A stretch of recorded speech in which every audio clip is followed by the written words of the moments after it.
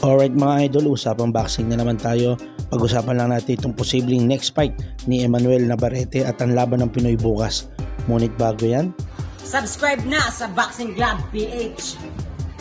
So yun nga mga idol, tila malabo na magkaroon pa ng trilogy ang bakbakang Oscar Valdez at Emmanuel Navarrete. Salungat nga ito sa inaasahan ng karamihan na posibleng nga raw matulad sa bakbakang Morales at Barrera na umabot nga sa trilogy. Ngunit sa naging tema ng bakbakan kahapon, malabo na nga siguro magkaroon pa ng trilogy dahil kitang-kita naman kung paano binugbog ni Emmanuel Navarrete itong si Oscar Valdez. Kung tatanungin nga lang ang mga Mexican boxing fans, gusto nilang magkaroon pa ng rematch ang bakbakang ito. Ngunit ayon naman sa former world champion na si Timothy Bradley, hindi na nga po kailangan pang mag-rematch itong si Navarrete at si Oscar Valdez. Kitang-kita naman na talagang dominante ni Emmanuel Navarrete itong si Oscar Valdez. Kung titingnan nga raw natin ang katawan ni Emmanuel Navarrete na sumampa ito kahapon sa lona, parang pang junior middleweight na ang sukat.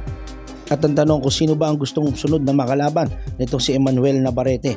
Kahapon sa kanyang interview nabanggit niya ang pangalang Shakur Stevenson kung papalag ba raw siya rito. At dito ay sinabi nga ni Emmanuel Navarrete na gusto niya ring makalaban itong si Shakur Stevenson. Ngunit ito nga ay didepende sa top rank promoter na si Bob Arum.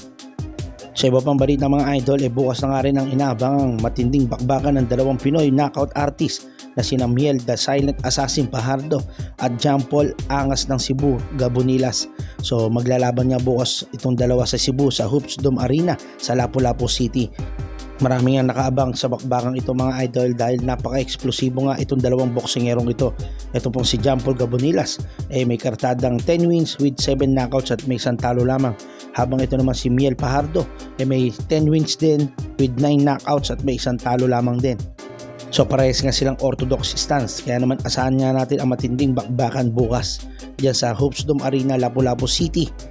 Ito nga pong Angas ng Cebu na si John Paul Gabonilas, ang kasalukuyang WBO Asia Pacific and OPBF Youth Light Flyweight title holder. Habang ito naman pong si Miel the Silent Assassin Fajardo, ang kasalukuyang ABF Flyweight Champion.